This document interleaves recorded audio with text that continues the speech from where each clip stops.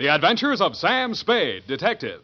Brought to you by Wild Root Cream Oil Hair Tonic, the non-alcoholic hair tonic that contains lanolin. Wild Root Cream Oil. Again and again, the choice of men who put good grooming first. Sam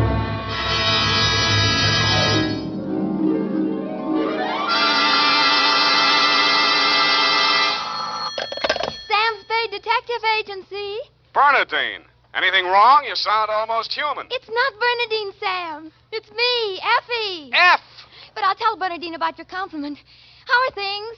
Well, I've made out as best I could. I don't want you to think that I begrudged you a vacation. After all, you have worked hard. You did deserve it. Sam Spade, is that all you have to say to me? I'm not putting the blame on you. After all, it is a state law, so I can hardly accuse you of letting me down at a time when I needed you most. Well, you might at least ask me if I had a good time. I'm sorry if your conscience bothered you. Oh, well, it didn't. I had a divine time, and I met all sorts of interesting people. Mostly men. You don't say. What else? Well, it was this desert ranch, you know, with a lot of buttes around. You mentioned those. No, Sam, no. They're the result of erosion. Those outdoor types, they go to pieces. Sam, are you pulling my leg? Not over the phone, Effie, but stay where you are. I'll be right down to look at your snapshots. And when you have the time, I'll dictate my report on the missing Newshawk caper.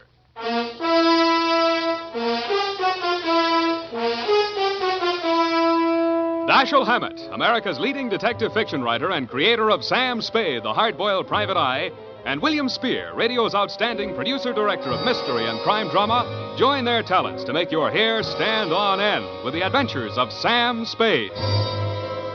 Presented by the makers of Wild Root Cream Oil for the hair. Wild Root Cream Oil. That's the famous name to remember, men, next time you buy hair tonic. And look what Wild Root Cream Oil does for you. It grooms your hair neatly and naturally. Wild Root Cream Oil also relieves dryness and removes loose, ugly dandruff. Yes, men, Wild Root Cream Oil is your shortcut to really handsome hair. So be smart. First chance you get Wild Root Cream Oil Hair Tonic. Again and again, the choice of men who put good grooming first. And now, with Howard Duff starring as Spade, Wild Root brings to the air the greatest private detective of them all in the Adventures of Sam Spade.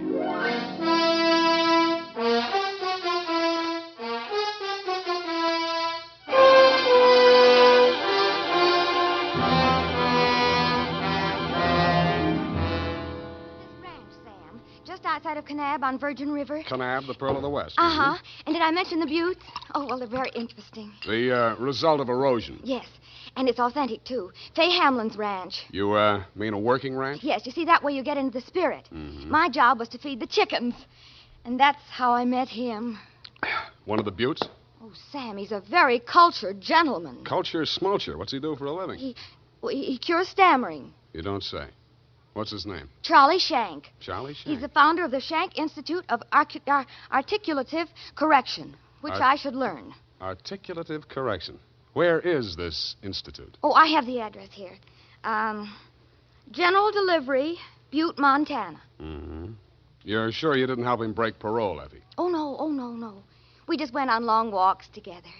Where to? Oh, different points of interest. Like Wolf Canyon. Figures. Uh-huh. He invited me on this camping trip.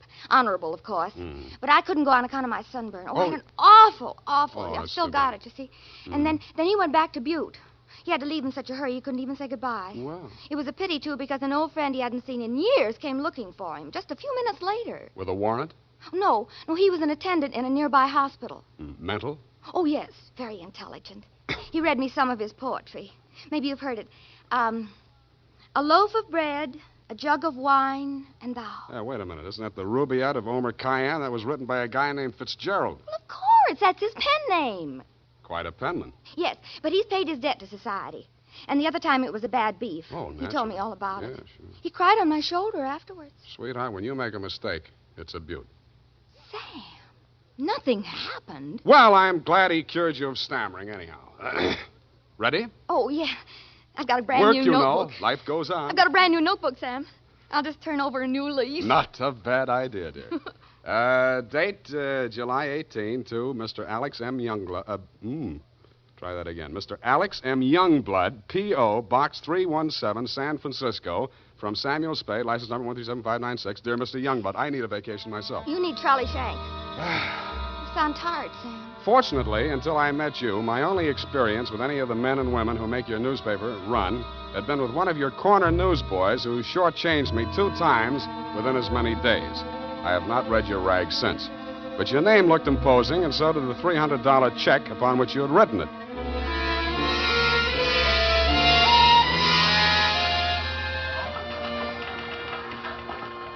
Per your instructions, promptly at 4 p.m. on the 15th inst., I munched through the litter of your city room toward a door marked A.M. Youngblood, publisher, managing editor, and city editor.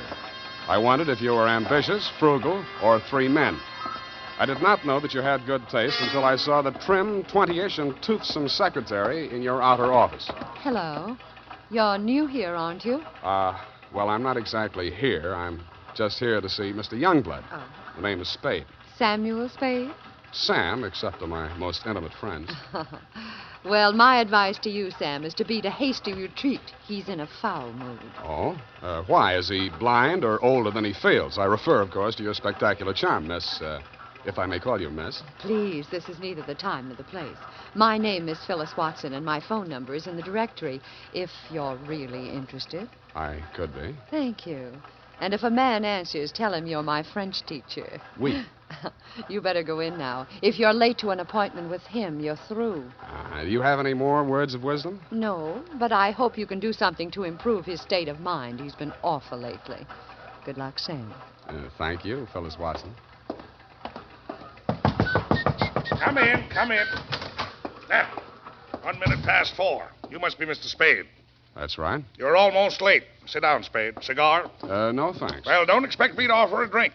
You aren't a drinker, I hope. You don't listen to the radio, do you? Well, you'll not drink in this office. Nothing here but a cooler filled with water from a clean, gurgling, laughing mountain stream. You sound like a reformed drunk, Mr. Youngblood. What's that? Well, it was a good many years ago.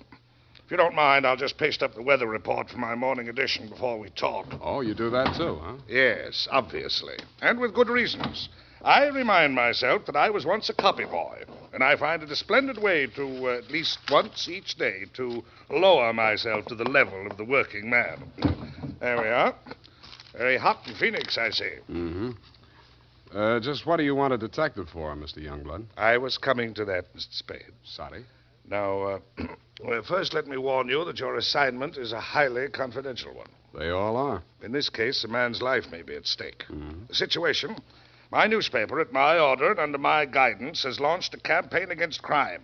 Not aimed at the petty criminal, but at the easy-living leeches at the controls of the rackets, the hoods in bankers' clothing, the mansion-housed parasites who direct the pickpockets, the second-story men, the housebreakers, who gamble away $500,000 a year and pay income tax of only don't go to fraction pieces. of that amount. Yes, I understand.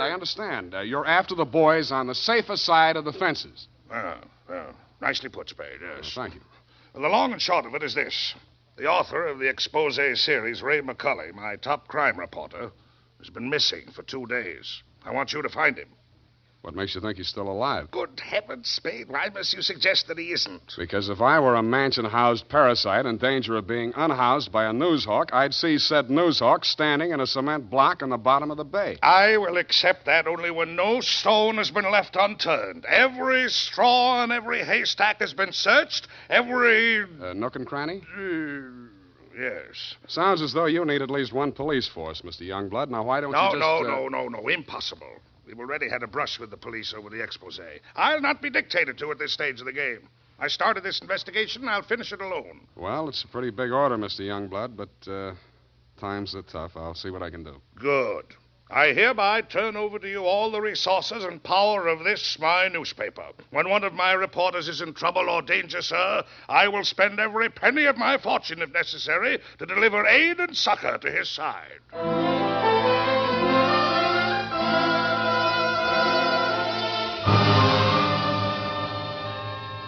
You then gave me Ray McCulley's expose stories to date. I saw why you, his family and friends, and his creditors could have been worried about him.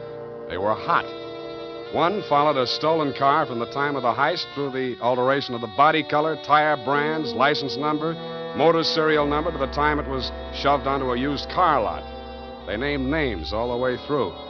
and another did the same to the firm of Otter, Badger, and Mole, furriers, and alleged manufacturers of coats from clouted pelts. Ray McCully had dropped out of sight right after that story had been published. So I left your office hoping that I'd reach the address of Otter, Badger, and Mole before closing time. I did.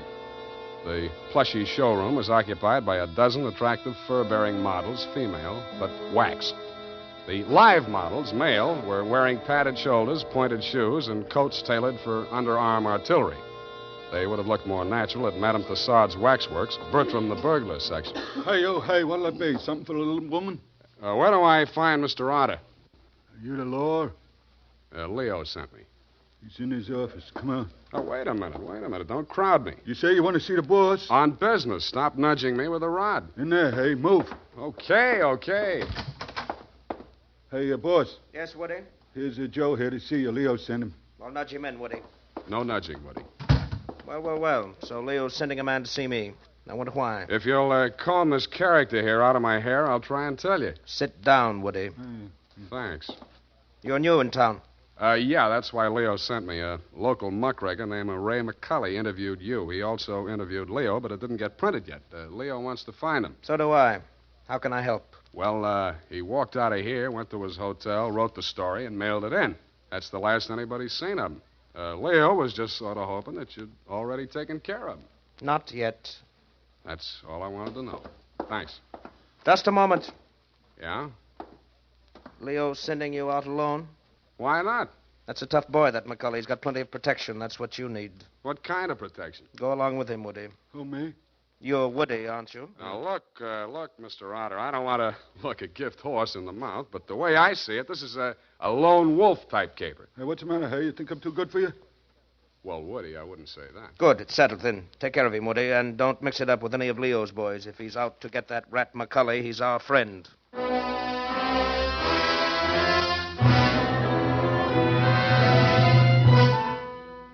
I was beginning to wonder who Leo was.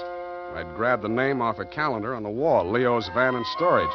I didn't know whether he was the Leo Mr. Otter didn't like, and I hoped I wouldn't find out. The best way I could think to keep from finding out was to shake Woody. On the way uptown, I walked him past 4 police stations. Crossing Market Street, I pushed him straight into the arms of a traffic cop who begged his pardon and let me off with a warning. At the Blue Bottle Bar and Grill, I gave Joe, the bartender, the Mickey Finn sign, but Woody liked it. He ordered another. Then he said he knew a place on Columbus where the drinks were even better. It was called Leo's Place. I wondered if that meant anything. Hey, Who, me, huh? I want your drink. Don't you like this joint? Yeah, sure, it's fine. We're not getting anywhere, though. You really take your work serious. Me, when I go gun for somebody, I go where I'm least likely to succeed. You live longer. Yeah. Woody, what do you know about this guy, McCully? You hear the boss. He says he's a rat. Yeah, but he said he's got plenty of protection. Who's furnishing it? Well, you see, there's the... Boy, oh, boy. Look at what just walked in. I looked. What I saw was not disappointing. She was wearing a skin-tight black satin with a plunging neckline and a new look only in places where it didn't matter. But she still looked enough like your secretary, Phyllis Watson, to be out of place in Leo's place. She didn't stay there long. She made a beeline through the kitchen to the rear exit. I made a beeline right after her. Woody was breathing down my neck as I started up the rickety outside stairway at the back of the building. I stopped the landing and turned around to face him. See you later, Woody. I didn't wait to see if he made it all the way to the bottom of the stairs. I was more interested in what was going on at the top. A door had opened, and Phyllis stepped inside. The man who let her in looked like Ray McCully. Who are you? The name is Spade. I don't know that name. Your boss hired me to find you. Private Dick? Yeah. Can I talk to you for a minute? Sure. Put your hands behind your neck and walk up slow. Okay. All right. Go inside. What's the matter? You're not acting glad to see me. This the guy, Phyllis? Yes. Alex hired him this afternoon. There, you see. Now, what do you want me to tell Youngblood? You're not going to tell anybody anything. Oh! It caught me right behind the ear. The last thing I saw was that plunging neckline as Phyllis rushed forward. I didn't know whether she was rushing to my rescue or to get in a few licks of her own. 5 seconds later, I didn't care. As the design on the linoleum slammed up at me, I had just time to wonder why, of all the people who were looking for Ray McCully, I had to find him. Then I was out. Boing. Maced for my pains.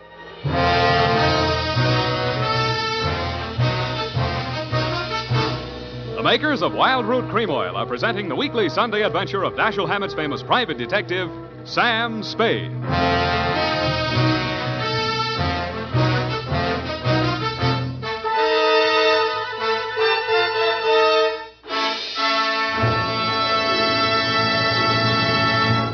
If you want the well-groomed look that helps you get ahead, socially and on the job, listen.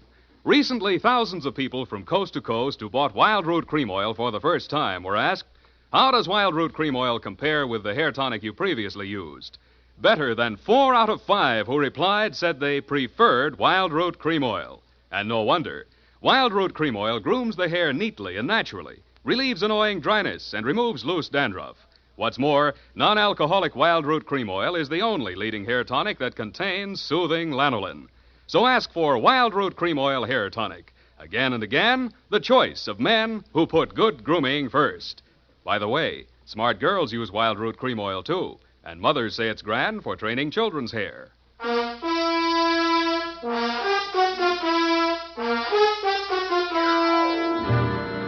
And now, back to the missing Newshawk caper. Tonight's adventure with Sam Spade.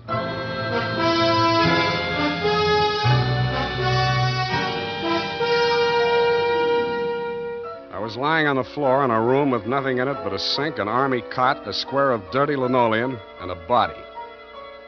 I staggered to my feet, ran some cold water over my head, and took a closer look. It was Ray McCully. He was a very dead crusading reporter. He'd been stabbed clean through with a long-bladed kitchen knife. It said on the handle, property of Leo's place. I went through his pockets. In his wallet, a press card, a police card, union card, and 10 genuine, crisp, new $1,000 bills. That gave me a line on the killer. He was crazy. So was I. I left it on him, too. Folded up in his vest pocket, I found 2 newspaper clippings, one from the Chronicle and one from your paper. Both weather reports for the same date. It was very hot in Phoenix, according to both papers. But according to your weather report, the temperature in Needles, California was 135 degrees. That needled me. So did the slip of paper I found on his shoe. The number 9 and a date had been stamped on it with a rubber stamp. The date was the same as that of the weather reports. I turned it over. It said Ruthie's Booth, Manson Bowling Alley.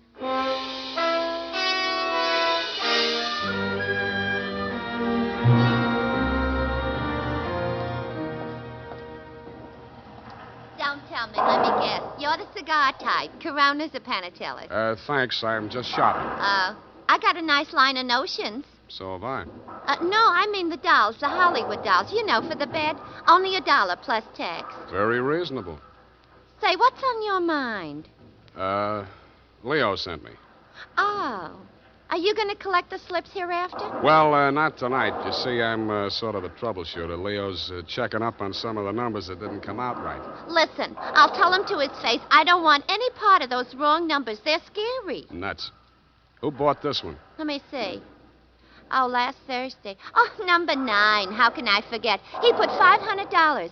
And honest, if he's been around once, he's been around 100 times to see if it paid off. Did it? What's his name? Mr. Spinelli. He buys a slip every day. And if you ask me, he's learned a system. Because he's been winning, you know. Dimes and then $1 and then $5. And then when he come in with 500 on number 9 until he dropped dead, did it win? Where does he live? It did. Wait, I'll look on the sheet.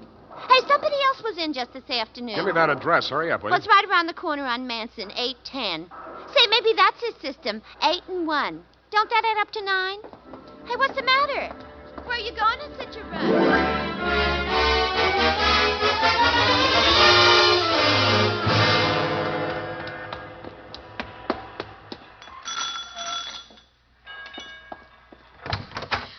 Please, come back later.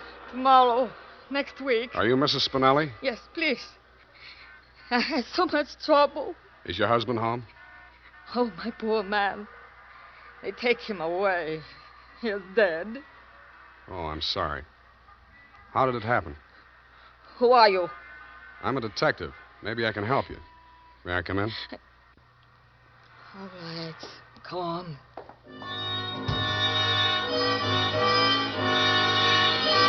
It took quite a while to gain her confidence, and after that it took still quite a while to piece together the grief-stricken grumble of words that poured out of her. When I got it down in the form of a statement, I asked her to read it over. Item, statement by Mrs. Arturo Spinelli.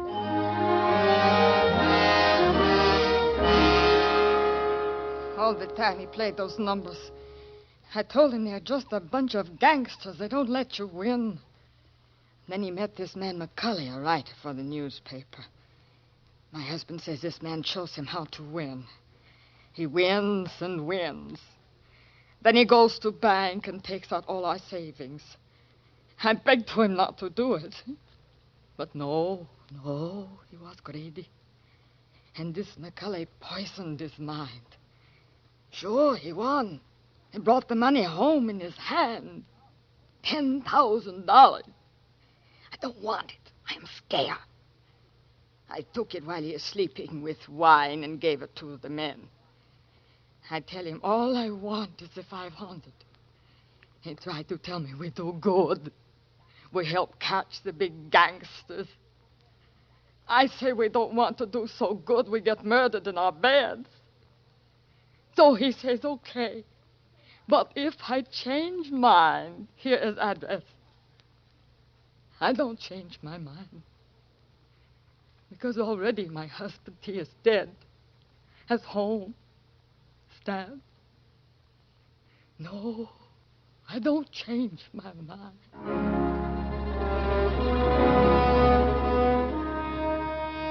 She signed it, and I left her alone with her grief. I wasn't working for you anymore, Mr. Youngblood. You hired me to find you a reporter, and I had. And I wished I hadn't. The rest of it I did for myself. You weren't in your office when I got there, but Phyllis was. I found her behind the city desk in the act of dropping tomorrow morning's weather report into the slot. I grabbed it out of her hand. What? Oh, it's you. Where's your boss? At home, I guess. We'll talk in his office. Come on. Sam, I can explain how I happen You're going to be... explain plenty before I'm finished with you. Sit down. Oh, you... don't have to be so rough. What's the matter with you? Plenty. I'm stupid. I was stupid to take this job, and I was stupid to play it cagey with you. I should have beaten the story out of you before the trouble started. It's a little late in the day now, but not too late to send you up for McCulley's murder. Oh, you're insane. Ray McCulley was... I'm the only one who ever tried to help And him. I'm the only one who can place you in that room, not 10 minutes before the murder. I told you I can explain Stop trying to save your own skin. Spinelli was only one of 500,000 poor dumb yucks that lose their nickels and dimes and dollars every day in the policy racket. Only he had the bad luck to win. There won't be any more lucky dead people like him if I have to make a patsy out of you to stop it. It won't stop it. Nothing will. Ray talked big and brave like you. Now he's dead. Yeah, with $10,000 dirty money in his wallet. I won't let you say things like that. Ray was an honest reporter, too honest. He thought Youngblood meant what he said about that cleanup campaign. Yeah, he did. He wanted to run this town by himself, clean up his competition. When Ray started collecting material on the numbers racket, he still thought Youngblood was on the level. But that was before he stumbled onto the thing about the weather reports. Yeah, that was a new one. The old Dutch Schultz mob used to add up the stock market quotations. If they cheated, they knew their customers weren't good enough at arithmetic to prove it. But who knows how hot it is in Phoenix unless they live there? I don't know what you're talking about. Listen, that's how the number game works, sweetheart. The suckers pick a number from 1 to 10, see? The operators tally up the slips, and the least popular for that day has to win. The weather report doesn't have to pass through the copy desk, and with Youngblood pasting it up with a few strategic corrections, it was easy to make their winners look as if they were on the level. Oh. But, of course, you had no way of knowing that. You only watched them do it day after day. You know, I couldn't understand why he did those things. It seemed silly falsifying a weather report, but it didn't seem as if it could do any harm. What did you meet McCulley for? To get your cut of the 10 grand Spinelli was killed for? How dare you? I went there to warn him about you. Who killed him? I don't know. You're lying. All right, I'm lying. But I can prove that Ray was on the level. I've got the proof right here. The whole story he wrote on the numbers racket, even naming Youngblood as the head of it, his own publisher. I went there to get it. I was going to take it to another newspaper. Why didn't you? I can't tell you that. You don't have to. Mrs. Spinelli was confused, grief-crazed. She had to put the blame on somebody, and when she did, she got her revenge the only way she thought she could. She may have been right about that, but she killed the wrong man. Why didn't you tell me you knew who killed Ray? I wanted to give you a chance to tell me yourself. I'm glad you didn't.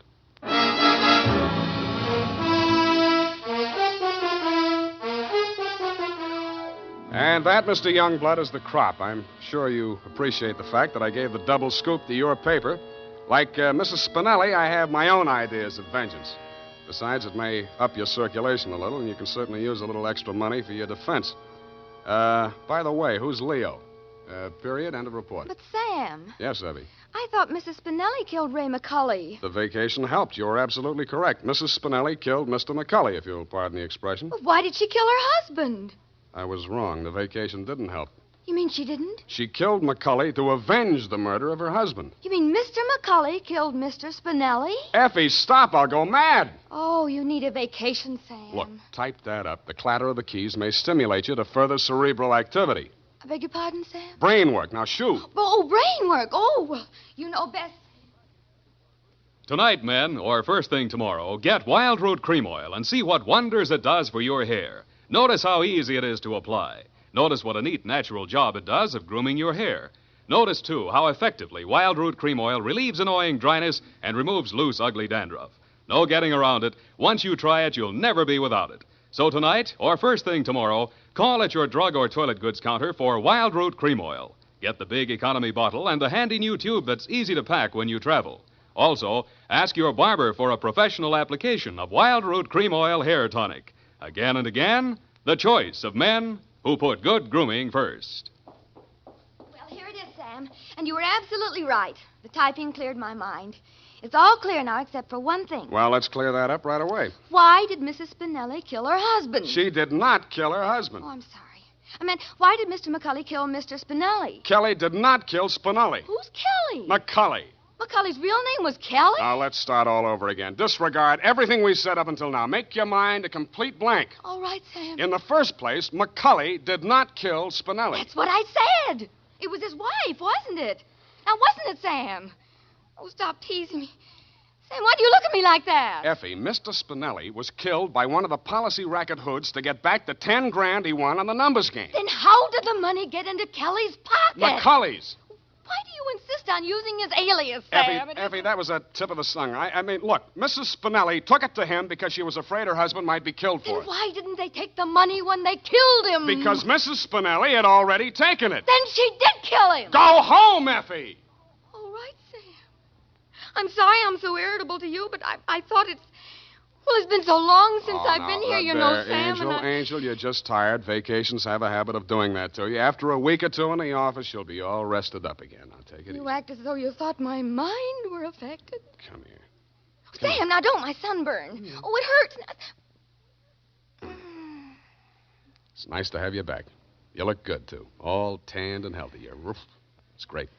I think my nose is peeling. Well, don't pick at it. I won't. Good night, Sam. Good night, sweetheart.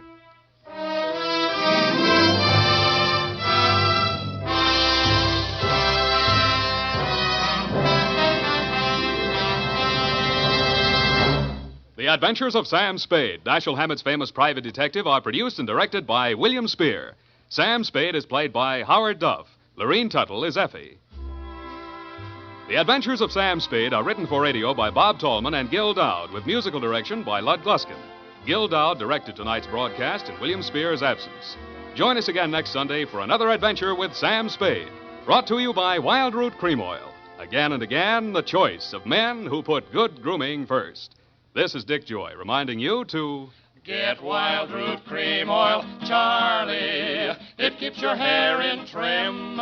You see, it's non-alcoholic, Charlie. It's made with soothing lanolin. You better get Wild Root Cream Oil, Charlie. Start using it today. You'll find that you will have a tough time, Charlie, keeping all the gals away. Hiya, Baldy. Get Wild Root right away.